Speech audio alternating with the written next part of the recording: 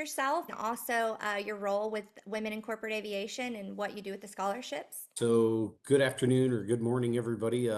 Great to be here with you today. My name is Jim Huntoon, and I get the great privilege of working with WCA and helping with scholarships. Quite a few years ago, the current president, or the president at the time, I should say, a lady by the name of Laura Scanlon, asked me to come on board and assist with the scholarship program. She knew that I had been working with MBAA for many, many years. Been very blessed to have about a 33-year career so far working in business/corporate aviation, and the ability to help scholarship recipients or just people grow in their career is something that speaks personally to me.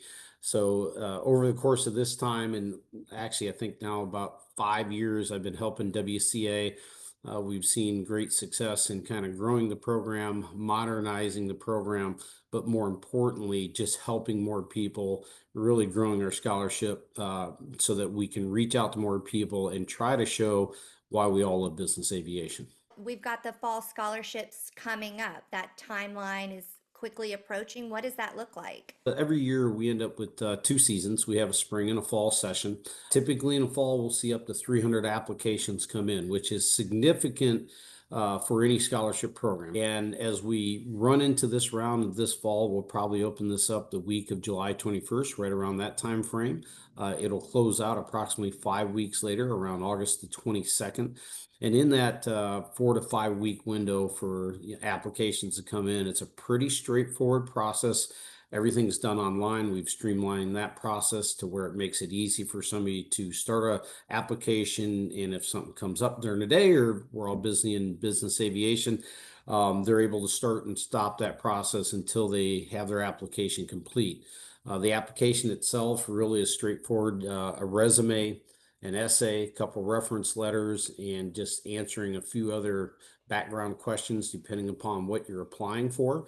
So very, very easy to do, very intuitive, but we're also available. I spent a lot of time speaking to people who are applying and just answering general questions. Our goal is to try to reach out to as many people as possible to try to open the doors and show why we're all passionate about corporate aviation and to see how we can help women grow and advance in their careers. 300 applicants. That's a lot of applicants. So, what does the range of scholarships look like that Women in Corporate Aviation offer? Yeah, it is. It really is. It's a broad range of people from all aspects, I'll say, of the industry. Flight attendants certainly make up a large majority of them, and we actually have a large number of flight attendant scholarships each and every year from amazing industry sponsors that are known throughout the industry, followed by pilot applications, followed by technician applications, as well as just straight financial scholarships, which they're able to be used for anything the applicant applies for, providing it's a business aviation opportunity.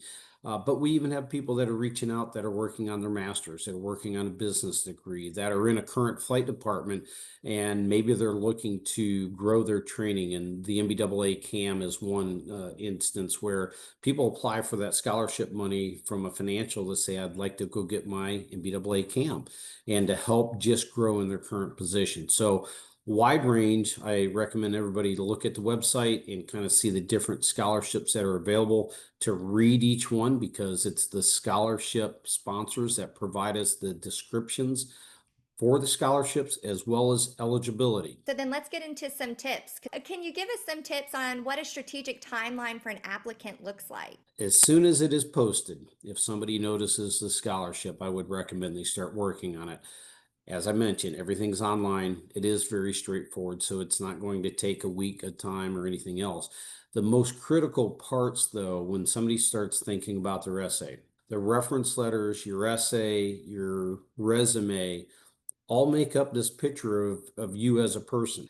The more time you have to make sure that it reads and represents you in the best possible way, the better you're going to be. The overall process, I would tell you, wouldn't take a person more than probably 4 to 6 hours, depending upon their access to reference letters and people, right? That's a critical piece because that can sometimes take time.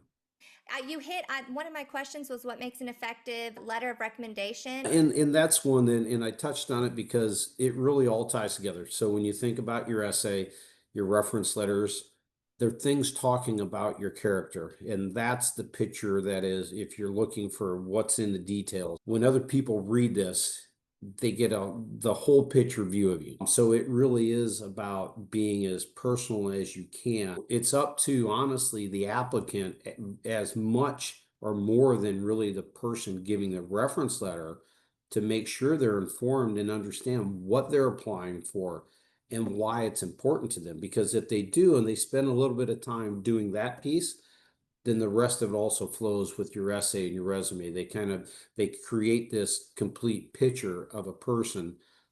And once again, with that many applications and the competition being very close, it's often a half a point that separates the person that receives their scholarship and a person that comes in second place.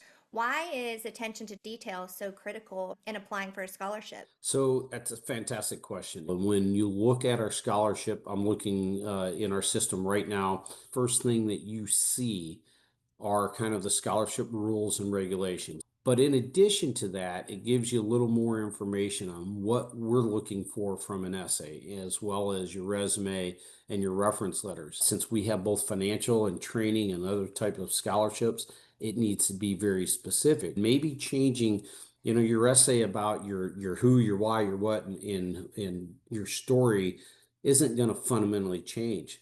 But maybe if I'm applying for a Da Vinci scholarship for culinary skills, well, that might be a little different than me applying for an initial air care fac scholarship or a flight safety scholarship right from the get-go, or VVIP, et cetera, because those are very specific skills. It's the little details, not only in the reference letters, but the details in your essay and even possibly on your resume. The best thing that you can do is, if you don't know, is call and ask. Reach out. We'll talk to you and we'll help you through that, answer the questions, and make sure that you're, again, putting the best you forward that you can. One thing that we will likely change in our scholarship grading going forward in the next season is, do you volunteer with WCA? What do you do to give back to the industry yourself? What do you do to help others? And so we look for these scholarship recipients to go out and be ambassadors at WCA, to go out and volunteer and help that next generation, or just help others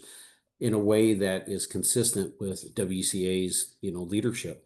Volunteering to read applications. So that's an opportunity as a member with Women in Corporate Aviation. 100%. So Awesome. again, in about less than 30 days, I'll send out a note to a large group of women that are part of WCA and others and ask, would you volunteer to help us read about 20 applications in this time frame? And once people start reading applications and they see, wow, there's a lot of amazing people in this industry, but it also connects people when we finally do give out the awards, because they know they've been part of the process to help our scholarship program.